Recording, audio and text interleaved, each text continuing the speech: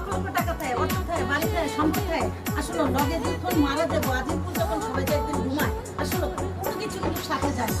ভাই আপনাদের সবার হাতে পায়ে ধরে অনুরোধ করে কেন বলছি জানেন, আমার মনে খুব শোক। আমি যখন ছোট্ট ক্লাস মনে করেন ফ্রিতে পড়ি তখন